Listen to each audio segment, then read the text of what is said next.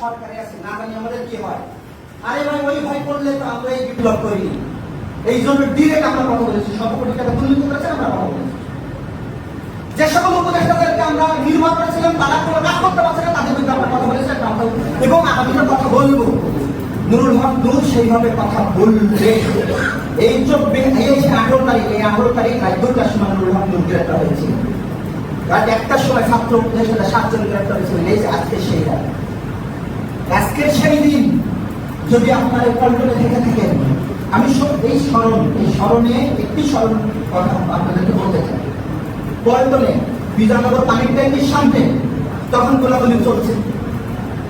আমি কোনোভাবে মানে জামান টাওয়ারের ওই গলিতে মানে 3 রাস্তার একটা মুখ আছে, ওইখানে আমরা 8-10 জন করে 2 পাশ থেকে গুলি চলতেছে। এখন আমরা এমন ভাবে ওই 3 রাস্তার মোড়ে পড়েছি, যদি আমরা দৌড় দিই তাহলে আমাদের সরাসরি গুলি করবে। আমরা যদি দাঁড়িয়ে থাকি কিছুক্ষণ পর 2 পাশ থেকে এসে দেখতেই পাচ্ছি আমরা এখানে আছি। এমন সন্ধিক্ষণে শুধু আল্লাহর নাম নিয়ে একটা দৌড় দিয়েছিলাম ওই পুলিশের মাঝখানে, কিন্তু গুলি লাগে নাই। এই রাস্তা পার হয়ে লাভ দিয়ে এসে এই পাশে দাঁড়িয়েছে, এই আমরা যে কমপ্লেক্সের সামনে দাঁড়ানোর সাথে সাথে আমি যখন দাঁড়িয়েছি দেখলাম বাম পাশে একজন শুয়ে পড়ছে। হঠাৎ আমি এসে দাঁড়ালে আমার 2 সেকেন্ড হলো না, শুয়ে পড়লো কেন তাকে দেখে এই পাশে গুলি লেগে ভুড়ি অর্ধেক বের হয়ে গেছে।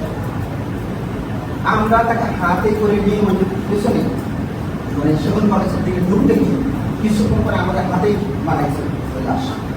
ওই পাশে যখন গুলি লাগতে পারছে, আমার ডান পাশে আমারও তো লাগতে পারত। আজকে আমার স্মরণে আপনারা স্মরণ সভা করতে হবে, মিলাদ মাহফিল করতে হয়তো তার নাম মনে থাকবে না। আমার সংগঠন ছাড়া, আমার সংগঠনে 13 জন শহীদ হয়েছে, তাদের নাম তো আপনারা জানেন, জানবেন না সবাই। কিন্তু 13 জন কিন্তু জীবন দিয়েছে এই দেশের জন্য। শুধু মাথায় এই স্পিডটা আপনাদেরকে ধারণ করতে হবে। এখানে যারা সামনে বসে আছে, এই বাংলাদেশ আপনার। এই বাংলাদেশ যদি এই উপদেশটা করতে পারে যে আমরা ছাত্র জনতার ম্যান্ডেট নিয়ে সরকারে বসেছি, আমরা যাচাই করব, আমরাও বলতে পারি যে এই বাংলাদেশ আমার, এই বাংলাদেশে নাগরিকত্ব আমার, এই বাংলাদেশে আবু সাইদ করেছে সে ভাই আমার। সুতরাং আমরাও শক্তভাবে কথা বলতে পারি, তোমরা যদি না করো দেশ চালাতে তাহলে গদি ছেড়ে দাও। আমরা শক্তিশালীভাবে আপনার বিপ্লব দরকার হলে জাতীয় সরকার গঠন করবো, যেখানে প্রত্যেকটি রাজনৈতিক দল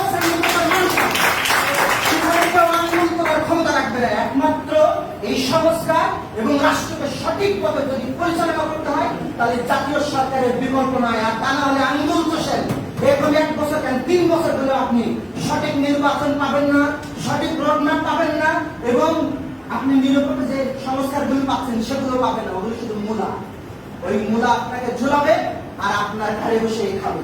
সুতরাং আপনারা কিভাবে চিন্তা করবেন দেশকে সংস্কার করার জন্য, সেই ধরনের চিন্তা প্রস্তুত করে এই যুব সংগঠনগুলোর সাথে আসেন। যুব সংগঠন আপনাদের সাথে আছে। বাংলাদেশের প্রত্যেকটি দেশের যুব সংগঠন বারবার বসেছে, আমি আবারও বলছি, আমরা যদি দেখি এই সরকার ব্যর্থ হচ্ছে, যে কোনো মুহূর্তে আমরা এই রাষ্ট্রের দায়িত্ব বা হাল ধরার জন্য আমরা প্রস্তুত। বাংলাদেশ যুব লীগের পরিষদ অনেক সময় নিয়েছি, শুধু কবে বসে আমি এই কথাগুলো বলেছি, আমরা কিছু করতে পারছি না, শুধু এই আক্ষেপে বসে আমি বলেছি। এর প্রত্যেকটা সহযোগিতা আমাদের ছেলে রাজপথে কিভাবে তারা দাম দিয়েছে, কিভাবে রক্ত দিয়েছে, কিভাবে সংগ্রাম করেছে, কিন্তু আমাদের কথার কোনো মূল্য দূরের কথা, আমাদের চিন্তা শক্তি যে আমরা তাদেরকে ফেস করবো সেই ধরনের মন মানসিকতা উপদেষ্টাদের নাই, যাদের টেবিলের পাশে যাওয়া যায়, যাদের টেবিলের পাশে গেলে তারা বোঝে যে কোনো টেন্ডারবাজি করতে আসছে, কোনো তদবির বাণিজ্য করতে আসছে। আমরা আফসোস আমাদের যে আমরা কাদের ভরসায় আমরা তাদেরকে দেশ সংস্কারে বসাই না। তাদের শুভবুদ্ধির উদয় হোক, সবাইকে শুভকামনা। বাংলাদেশ যুব লীগের পরিষদ।